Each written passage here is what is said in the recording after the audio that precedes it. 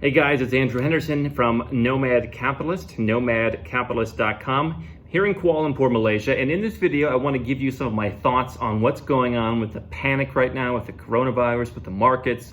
We're going to get to all of that. And I want to tell you, there are 190 days left until our big conference, Nomad Capitalist Live in Playa del Carmen.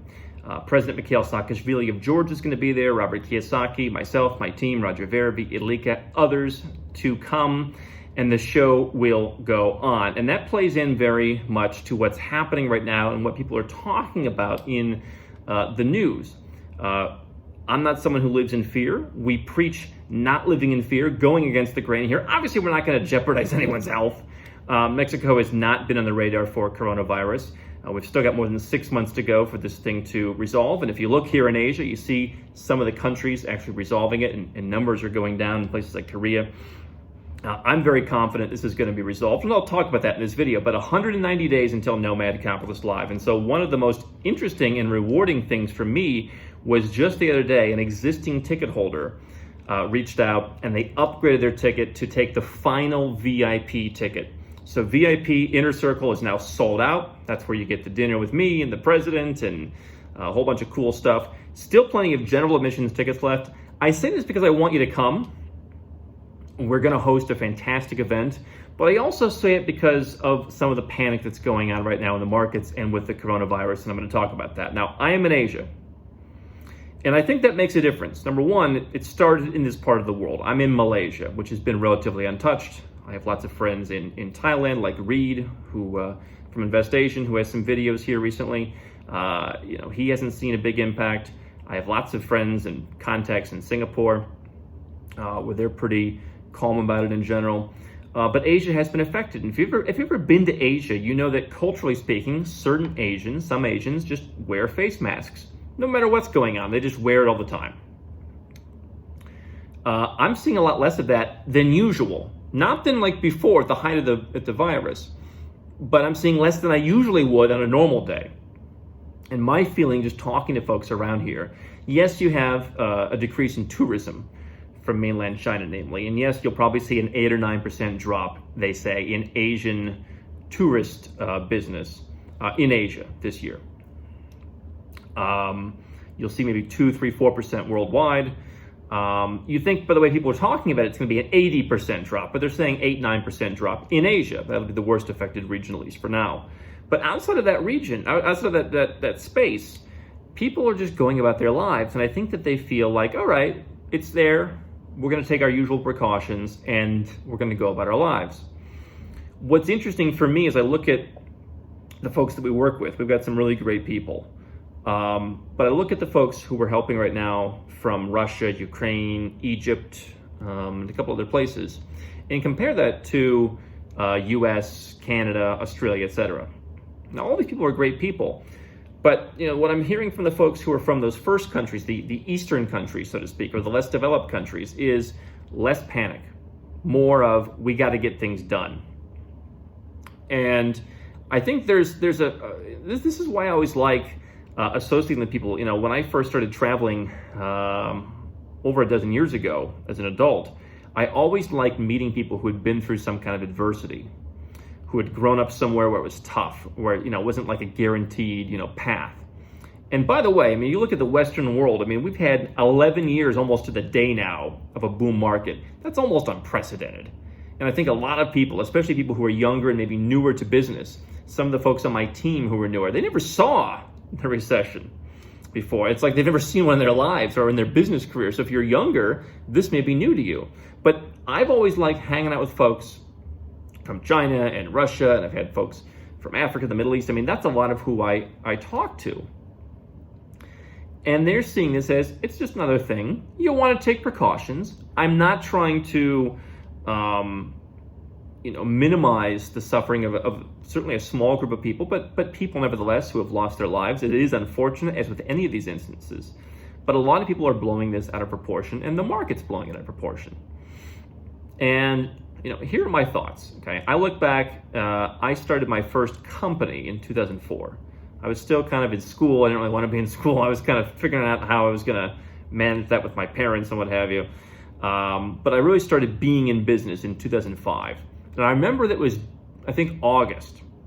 Because I had just moved into a loft apartment. And I put a TV in the little loft area where I had a cheap IKEA desk, and I was working and I was making phone calls. And on the TV, like my first big month, was Hurricane Katrina, which was a big thing in the United States. And George W. Bush took a lot of heat for how he handled that. It was a big problem. And yet business went on.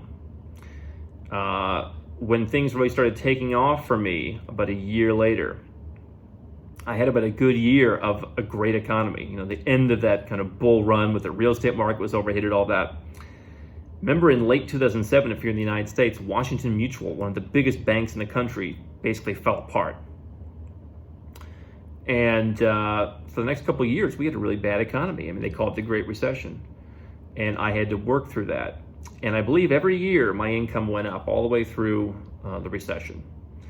Because it would have gone down when I sold my last business in the United States and I started Nomad Capitalist as a blog, making no money from it.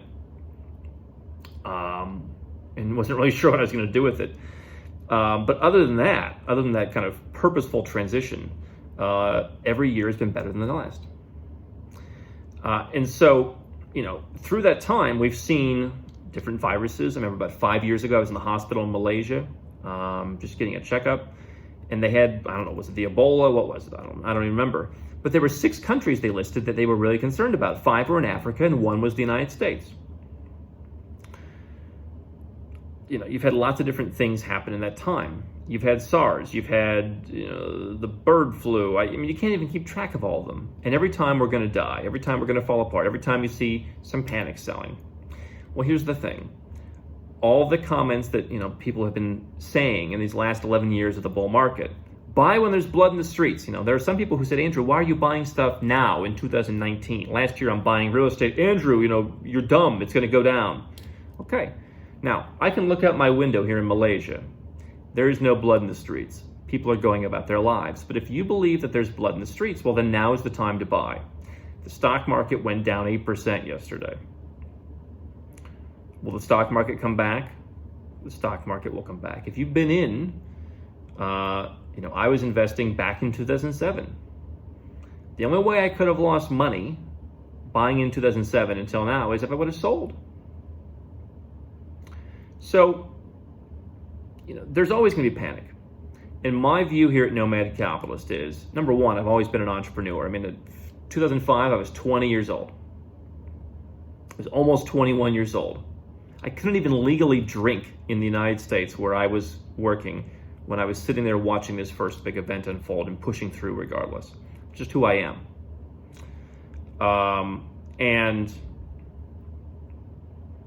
I've pushed through time and time again. If you're a business owner, if you're an investor, if you're someone who does something other than a conventional 9-to-5 job, then that's what you've done. And you pushed through, and people tried to hold you back, and people screwed you on deals, and, you know, people, all kinds of things happened. You know, it's that graph of entrepreneurship. It's not just a straight line. In fact, when people ask me about my weakness, and I say this in honesty, not because I'm trying to brag or something. My biggest weakness is I've had too much of a straight line, which, you know, probably some of the things I've done should have been bigger, especially my earlier businesses should have been bigger. I would have sold them for more had I been more aggressive and had I been willing to have more of the normal entrepreneur up and down. But you're used to that. Nomad Capitalist just adds one more dimension, which is geography. And, you know, over the last 7+ years that we've been talking together, we've talked about stuff that most people think is risky. Buying real estate in Cambodia. People who watch this channel tell me it's risky. Andrew, why are you buying real estate in Cambodia? I've done very well with it, and I think it's probably more resistant against some of these weird panic shocks because it's a frontier market than a lot of the stuff that you can buy in the West. And because I believe in the long-term potential. And what's changed as I've become wealthier is I've become much more of a long-term thinker. Starting a family, getting married, I guess also probably helped. Looking towards the future of a family probably also made me a longer-term thinker. But, you know, if you look in the long term, this is not going to matter. And yet I see people, you know, panicking about their businesses. Now, every year our February is a little slower. We have a huge January usually, and then February kind of slow, and then we kind of build back up as tax season in the US and the UK comes, and even through the summer we usually do pretty well. So I'm not exactly sure where our business is going yet. I think this month will be pretty solid. We'll see what happens, as this virus continues. But if your business is going to slow down, I'll tell you what happens if my business slows down. I'm going to go out and double down my efforts to increase research, increase my knowledge, find even more opportunities than we usually find. I'm going to go out and improve my skills, be better at my craft, learn some new things, including some things personally. I'm going to beef up my language skills, nothing to do with business. I'm going to relax a little bit because I've been going crazy, and maybe if you've been successful in these recent years, you've been going crazy too. Maybe you need a break. But I'm also going to go out and cross some things off my to-do list, like some corporate work, getting that extra bank account to hold some of the extra cash. And so, if you're freaked out that business is slowing down, number one, I think a lot of people aren't going to slow down. Number two, I think there's not nearly as much blood in the streets as people think. But if you're going to see a slowdown, take advantage of that. And one thing you can do is lower your taxes and get that work done. Again, in January, I had not one day off. I had the 1st of January off. After that, I was, sun up to sundown. Wake up to go to bed every day for the entire month of January. A lot of you are like that. And so what happens when, you need to go and move your stuff offshore? You're busy. Well, things are going to, find an opportunity for a little bit of a break and go and lower your taxes, because things will come back when people realize this is going to blow over. Get yourself in gear so that this year when you make $1 million, $2 million, $5 million, 200,000, whatever your big number will be, once this panic cools off and demand comes back, you're ready. And you're not stuck, once again, trying to be in a good mood, do your offshore tax plan, but you're too busy to get it in, and you've got to push it back, and you're going to lose hundreds of thousands of dollars in taxes because you could have done it when things were slower. Okay? This virus and this panic should be encouraging you. You don't want to keep all your money in one bank. You don't want to keep all your money in one country. What happens when, the next emergency mechanism comes in from where you live and they take your money, or they do a bail-in, or whatever the case may be? You can actually open a bank account remotely. We have a Capital Security Bank in the Cook Islands coming to Nomad Capitalist Live. Now, generally, I tell you, remote bank account openings aren't as good anymore. I do happen to like Capital Security. I've been following them for a number of years. I wouldn't have just one bank. I don't care who the bank is. But that could be a bank. You could at least do something. At least move a little money somewhere else. You can do that from home. We're helping people right now get second passports. They're not going anywhere. You can do second citizenship by investment. Get something going. You can set up your offshore company without going anywhere. Now, you're not going to get your tax benefits right now, but you can at least get the infrastructure in place. Okay? Now is the time to take advantage. And by the way, negative interest rates. If you're looking for a place to park some cash, Mrs. H and I recently, we sat down this last weekend at the Coffee Bean. I cheated on Starbucks hot chocolate because I'm still going to the gym and trying to slim down a little. So I went to Coffee Bean and had a nice tea, and we did some numbers. What would it cost for us to live? Like a nice life. The number was lower than a lot of you would think, actually, but it's a very nice number based on the places that we live. And okay, what do we need to earn every year in yield? Let's just assume one of these days I just want to do nothing. What we need to earn in yield? Well, it just got harder in the last couple days. You're going to see 0 interest rates, and you're going to need, if you want some yield, you're going to need to go overseas. There's going to be opportunities to increase your yield and get away from things like negative interest rates in other countries' banks, in other currencies, in other real estate markets, what have you. So having your money outside of just one bank, having your money outside of just one country, having a second passport, which I think helps in terms of traveling and doing all the things that people are interested in doing. Those are things to be looking at right now. And oh, by the way, let's talk about that phrase that a lot of people like to use on channels like this, which is buy when there's blood in the streets, right? Buy low, sell high. People say, hey, things have been too high. Well, right now, stuff is on sale. Not everything, but when the stock market falls 8% in one day, that's panic. My father he reminded me when I was 3 years old, He said there was one day the stock market lost 22%. Okay. We can survive. And, for me, the steps have been having some liquidity. Okay. I know some people have said, Andrew, why do you want liquidity? Just put it all in the stock market. Well, okay, this is why you want liquidity. You want to be able to survive and live and keep running your business and take advantage of deals that come up. There are some deals right now. Here in Malaysia, it may be entering a territory where it might actually be worth, in my mind, buying real estate.